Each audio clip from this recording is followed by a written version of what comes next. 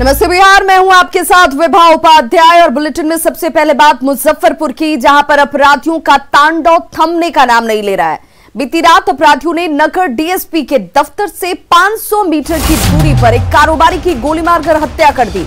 अपराधी बाइक पर सवार होकर पहुंचे थे और बताया जा रहा है कि एक बाइक पर 3 अपराधी सवार थे। कारोबारी अभिषेक अग्रवाल अपने छोटे भाई के साथ बाइक से घर लौट रहे थे। अभिषेक अग्रवाल के पास दुकान का 70,000 रुपया कैश मौजूद था और अपराधियों ने पहले बाइक चला रहे छोटे भाई की आंख में मिर्ची झोंक दी, जिसके बाद अपराधी अभिषेक से बैग छीनने लगे। पैसा लूटने के दौरान अपराधियों ने अभिषेक के सिर में गोली मार दी। गोली की आवाज सुनकर आसपास के लोग जैसे ही पहुंचे, पुलिस को भी इसकी सूचना मिली, लेकिन अस्पताल ले जाने के दौरान अभिषेक की मौत हो गई। फिलहाल पुलिस अब इस पूरे मामले की जांच में जुट गई है। किसी भी अपराधी की गिरफ्तारी अब तक नहीं हो पाई है।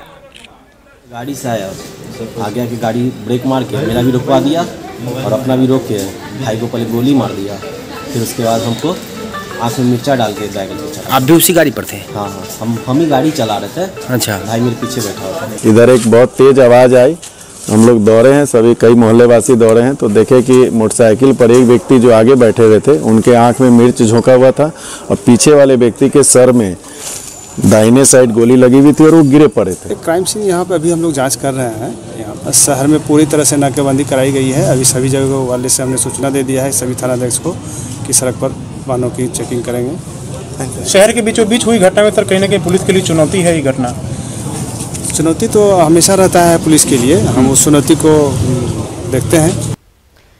तो मुजफ्फरपुर में व्यवसायी अभिषेक अग्रवाल को गोली मारने का सीसीटीवी फुटेज सामने आ चुका है, जिसमें पूरी वारदात रिकॉर्ड हुई है। तस्वीरें आपके सामने हैं, कैसे बाइक सवार 3 की संख्या में अपराधी आपको नजर आ रहे होंगे। तस्वीरों में साफ देखा जा सकता है कि घटना के वक्त पूरे रोड में चहल पहल थी।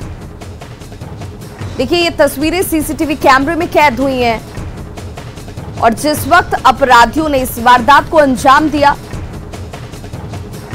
उस वक्त सड़क पर क्या स्थिति थी वो भी इन सीसीटीवी कैमरों में जो तस्वीरें कैद हुई हैं उसे देखकर अंदाजा लगाया जा सकता है।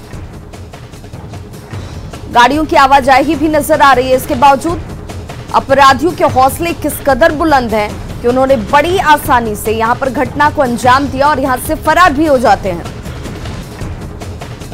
अब आपको 2 तस्वीरें हम दिखाने जा रहे हैं। इन 2 तस्वीरों के जरिए आप समझ पाएंगे। फिलहाल ये तस्वीर आपके सामने, जहां पर देखिए अपराधी किस तरीके से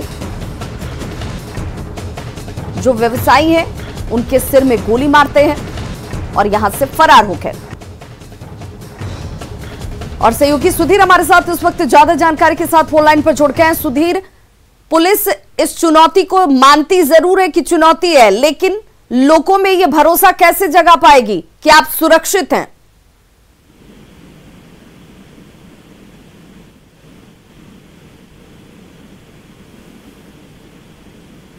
सुधीर, आप तक हमारी आवाज पहुंच पा रही है?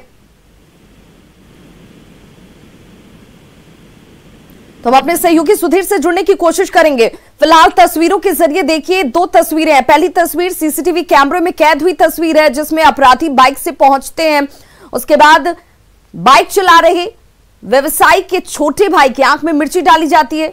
व्यवसायी जो पीछे बैठे हुए थे उनको गोली मार दी गई। और सहयोगी सुधीर हमारे साथ इस वक्त फोन लाइन पर जुड़ गए हैं। सुधीर, सबसे बड़ा सवाल यही कि अगर घटनाओं को अंजाम देने के बाद भी अपराधी गिरफ्त से बाहर हैं और एक के बाद एक होती घटनाएं, तो फिर लोगों में भरोसा पुलिस को लेकर कैसे जगेगा? जाहिर है ये बड़ा सवाल है। ये बड़ा सवाल है कि लोगों का भरोसा किस तरीके से पुलिस अर्जित कर पाएगी। ये जो वारदात है शहर के बीचों बीच है, रात के 9 बजे है, जबकि बाजार खुले थे और सड़क पर लोग आ जा रहे थे। और ये पूरी वारदात कोतवाली थाना से 500 मीटर की दूरी पर होती है, जहां नगर डीएसपी का कार्यालय भी है। सीसीटीवी फुटेज भी आ चुका है, चेहरे दिख रहे हैं, लेकिन अभी तक गिरफ्तारी नहीं हुई है। रात में ही एसएसपी ने कहा था कि इसके लिए एसआईटी का गठन कर दिया गया है और टीम ने अपना काम शुरू भी कर दिया है। तो उस टीम के काम का कोई फलसफा अभी तक सामने नहीं आया है। तो जाहिर है लोगों में नाराजगी भी है, अविश्वास भी है और अपनी सुरक्षा और सुरक्षा को लेकर काफी चिंता भी है। और इसी के तहत आज जो मोबाइल कारोबारी हैं, जो मोबाइल व्यवसायी हैं, उन लोगों ने अपनी दुकानों को बंद रखने का निर्णय लिया है। घटना पर दुख भी जता रहे हैं और विरोध भी कर रहे हैं कि व्यवसायी रात के 9 बजे तक भी अगर बाजार में अपना काम नहीं कर सकते हैं तो फिर कैसे चलेगा। तो ये तमाम सवाल है पुलिस के सामने, जिसका जवाब ढूंढना है और जवाब ढूंढने का तरीका यही है कि इन अपराधियों की, इन हत्यारों की गिरफ्तारी कितनी जल्द। यही देखना होगा कि कब तक ये अपराधी गिरफ्त में आ पाते हैं। बहुत बहुत शुक्रिया सुधीर तमाम जानकारी के लिए। इस मामले में स्पेशल इन्वेस्टिगेशन टीम बनाई गई है और आगे हम लोग इन्वेस्टिगेट कर रहे हैं।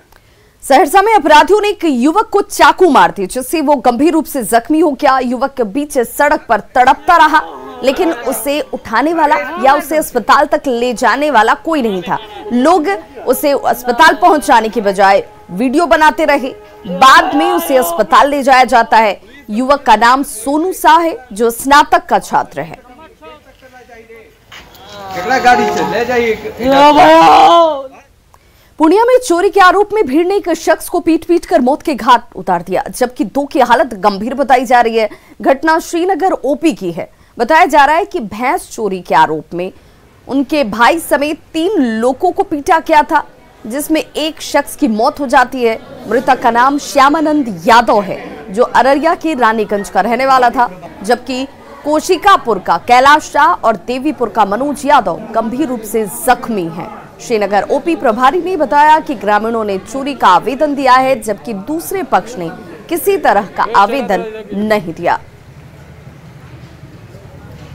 मारपीट किया गया है। मारपीट कितने लोगों को मारा गया है? 3 आदमी। अच्छा, क्या हालत है लोगों की अभी?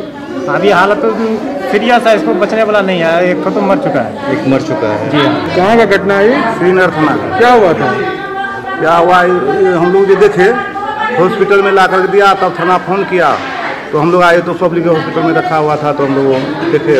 क्या हुआ था, कुछ पता चला होगा? नहीं पता चला था कि भैंस खोलने के लिए आया। अच्छा, फिर और उसके बाद पब्लिक मार करके यहाँ पहुँचा दिया था हॉस्पिटल। समस्तीपुर में दरभंगा सोना लूट मामले में कार्रवाई लगातार जारी है। और उजियारपुर की बात करें तो यहां पर इस वक्त कार्रवाई लगातार होती हुई दरभंगा सोना लूट मामले में ये कार्रवाई की जा रही है। बताया जा रहा है कि उजियारपुर के लोहागल गांव में पुलिस ने छापेमारी के दौरान हीरा बरामद किया है। अशोक सोनार के घर पर पुलिस ने कार्रवाई की और 50 पीस से ज्यादा हीरे बरामद किए गए हैं। इस कार्रवाई के दौरान अलग अलग जगहों से 2 किलो के करीब सोने की बरामदगी हुई है, जबकि 3 लाख रुपए कैश बरामद किए गए। इस मामले में अशोक सोनार, उसकी पत्नी और बेटे को हिरासत में लिया गया है। साथ ही पुलिस समस्तीपुर की कई जगहों पर इस वक्त छापेमारी भी कर रही है। छापेमारी में एसटीएफ और दरभंगा पुलिस शामिल है। तो अब तक क्या कुछ हुआ है? नगर थाना क्षेत्र मुफस्सिल थाना में कार्रवाई की गई। विभूतिपुर, उजियारपुर, दलसिंह सराय में भी कार्रवाई की गई है। ये पूरा प्रकरण जो है दरभंगा सोना लूटकांड से जुड़ा हुआ, जिसमें 2 किलो सोना, 80 पीस हीरे और 5 लाख रुपए कैश अब तक बरामद किए गए हैं। मामले में अब तक 10 लोगों की गिरफ्तारी भी हुई है। बहादुरपुर में फूल के गमले में 2 किलो सोने को छिपा कर रखा गया था, जिसकी बरामदगी हुई। वहीं बहादुरपुर में ही 3.5 लाख रुपए यानी कि 3.5 लाख रुपए की बरामदगी की गई। मुफस्सिल थाना क्षेत्र से अनिल दास की गिरफ्तारी होती है। वहीं लोहागल गांव में कार्रवाई की गई और अशोक सोनार के घर पर दबिश देते हुए ये तमाम बरामदगियां हुई हैं और सर्च ऑपरेशन में 80 पीस हीरे बरामद किए गए। तो अशोक सोनार और उसकी पत्नी और बेटे को हिरासत में लिया गया है। सीएम नीतीश की समीक्षा बैठक के बाद पुलिस मुख्यालय अब एक्शन मोड में नजर आ रहा है। एडीजी मुख्यालय ने यह कहा कि अब लापरवाही बर्दाश्त नहीं की जाएगी और हर स्तर के अधिकारियों पर कार्रवाई होगी। साथ ही भ्रष्टाचार और क्राइम कंट्रोल के मामलों में किसी को भी बख्शा नहीं जाएगा। एडीजी ने बताया कि आईजी और डीआईजी के साथ ही सभी जिलों के एसपी को इस बाबत निर्देश दिए गए हैं। खासकर अपराध पर नियंत्रण के निर्देश दिए गए हैं। आगे आने वाले समय के लिए पिछले वर्षों के या पिछले समय में जो अपराध की घटनाएं घटित हुई, उनके आधार पर जो है उनका विश्लेषण करके कि उस पर्टिकुलर स्थान के लिए क्या कार्य योजना हमें बनाई जानी चाहिए, इस पर वो हम लोग जो है कर रहे हैं। और उसके लिए सभी पुलिस अधीक्षकों को, क्षेत्रीय महानिरीक्षकों, उप महानिरीक्षकों को निर्देश दिए गए हैं और अपराध अनुसंधान विभाग का इसमें सक्रिय सहयोग दिया जाएगा। और जो सक्रिय और दुर्दांत अपराधी हैं उनकी गिरफ्तारी के लिए विशेष कार्यबल जो हमारा गठित है उसका भी सक्रिय सहयोग रहेगा। वहीं मधेपुरा के ग्वालपाड़ा में सुरसर नदी के कटाव की वजह से ग्रामीण बेहद परेशान हैं। 10 सालों से ये कटाव लगातार हो रहा है और कई गांव जो हैं अब तक विस्थापित हो चुके हैं। तस्वीरें देखिए आपके सामने हैं और इस कटाव की वजह से लोगों को अपना घर बार छोड़ना पड़ रहा है। करीब 300 परिवार विस्थापन की कगार पर इस वक्त मौजूद हैं और एक दशक में लोग कई बार विस्थापित हो चुके हैं। अधिकारियों से कटाव रोकने का उपाय करने की गुहार लगाते रहे ये लोग, लेकिन अब तक कोई भी फायदा इनकी गुहार की वजह से नहीं हुआ। लोगों ने खुद ही नदी का रुख मोड़ने की कोशिश की। हालांकि डीटीसी का यह कहना है कि इस बारे में संबंधित विभाग को निर्देश दिए गए हैं। फिर दोबारा आए हैं, नया गोसा टोला बनाए हैं, लेकिन यह वही नदी हम लोगों को फिर घर तक पहुंच गया है। कुछ हम लोग काम किए हैं, जैसे भी से लेबर लगवा करके हम काटों को कुछ बंद किए हैं, लेकिन कुछ अभी बाकी है। अभी पानी बहुत कम है नदी में, अभी बांध बांधने से हम लोगों का घर द्वार बच सकता है। इसमें 10 वर्षों से ये नदी जो है अपना जो दिशा के वजह से बस्ती का कटाव जारी किया हुआ है, लेकिन कुछ ग्रामीण और कुछ ऐसे समाजसेवी व्यक्ति हैं जैसे कि पिंटू कुमार जो अपने स्तर से काम करवाए, जेसीबी लगवा करके लेबर लगवाए, दिशा को मोड़ने का प्रयास किए। इसके लिए हम लोग भी आवेदन दिए, विधायक जी को भी दिए, जिला पदाधिकारी महोदय को भी दिए, सीओ साहब को भी दिए, तो उनकी सुनवाई नहीं हुई। कैमूर में लोगों को नल जल योजना का फायदा नहीं मिल रहा। पिछले साल 28 अगस्त की अगर बात की जाए तो मुख्यमंत्री ने वीडियो कॉन्फ्रेंसिंग के जरिए जमुआव गांव में योजना की शुरुआत की थी। यहां टंकी और पाइप तो लगा दिए गए, लेकिन गांव में पानी की सप्लाई नहीं हुई, जिससे ग्रामीणों में नाराजगी है। देखिए ये तस्वीरें आपको कैमूर के उस गांव की, जहां पर टंकी लग चुकी है, पाइप भी लगा दिए गए, लेकिन पानी अब तक नहीं पहुंच पाई। और लोगों का ये कहना है कि कई बार अधिकारियों से इस बाबत गुहार लगाई गई, लेकिन कोई फायदा नहीं हुआ।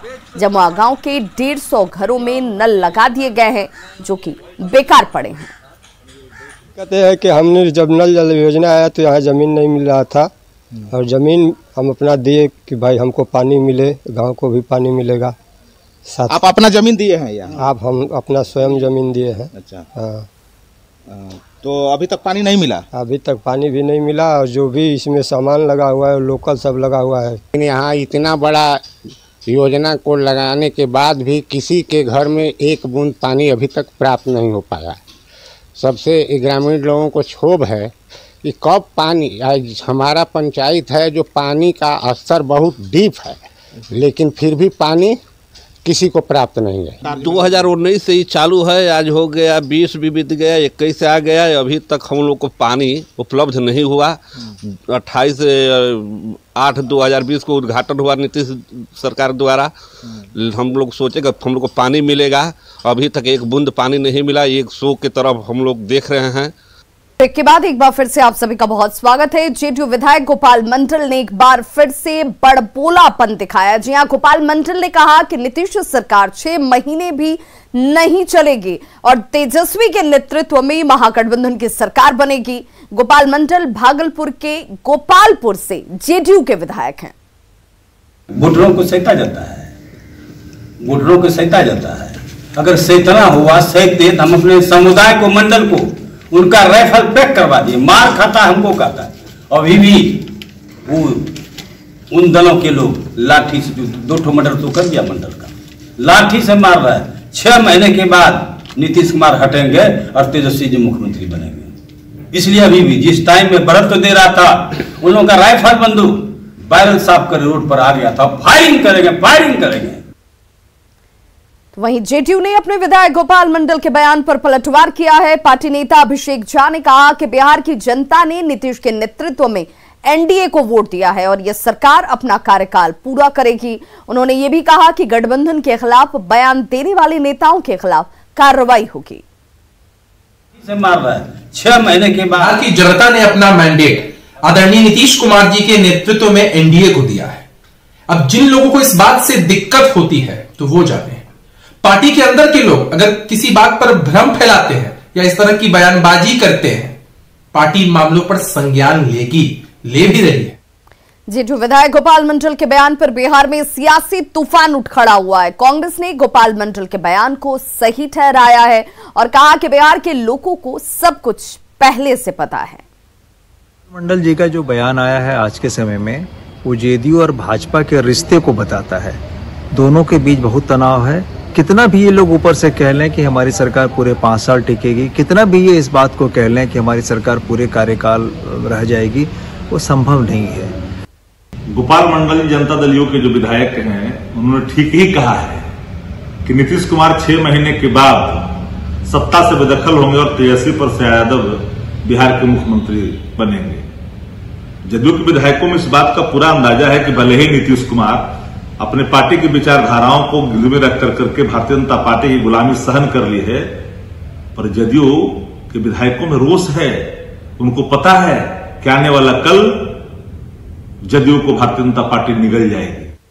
वहीं मंत्री मुकेश सहनी ने कहा कि बिहार में एनडीए गठबंधन मजबूत है और सरकार विकास का काम कर रही है। उन्होंने कहा कि आरजेडी के कई विधायक पार्टी छोड़ने की तैयारी में हैं। मुकेश सहनी ने नालंदा में ये बातें कही।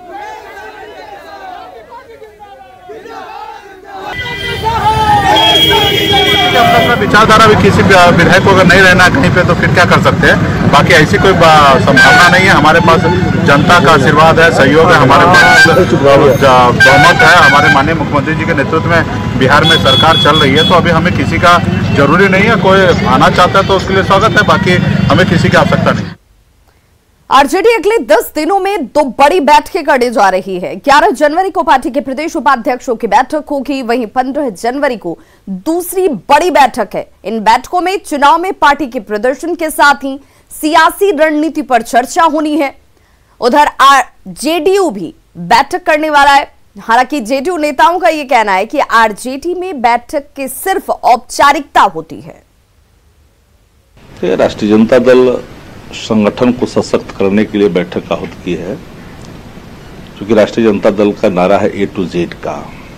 अगड़ा हो, पिछड़ा हो, दलित हो, महादलित हो, औरत हो, मर्द हो, हर को साथ लेकर चलना है। तो ऑर्गेनाइजेशन एम्पावरमेंट की दिशा में बात होनी है।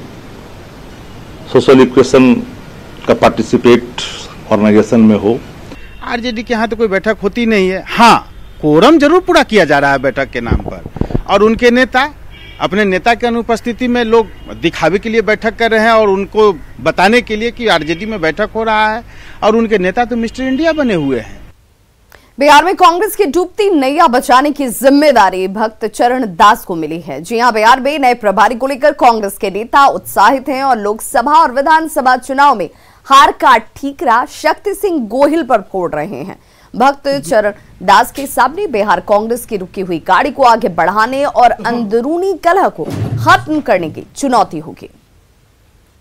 नए प्रभारी निश्चित रूप से अनुभवी हैं, संगठनिक अनुभव भी उनके साथ जुड़ा हुआ है और केंद्र सरकार के मंत्री के रूप में भी उन्होंने योगदान किया है। पढ़े लिखे व्यक्ति हैं, अनुभवी व्यक्ति हैं, इसलिए उनके अनुभव का लाभ बिहार कांग्रेस को निश्चित रूप से मिलेगा। 2021 के लिए हम हाईकमान से, आला कमान से अनुरोध करेंगे कि ऐसे सक्षम आदमी को जो है बिहार का इंचार्ज बनाए हैं और ऐसे टीम बनाए जो यहाँ के ग्रास रूट पंचायत लेवल के कार्यकर्ता तक जो है वार फुटिंग में युद्ध स्तर पर जो है कांग्रेस को रिवाइव करने के लिए अगर युद्ध स्तर पर काम किया जाए और अच्छे सक्षम लोगों के हाथ में दिया जाए।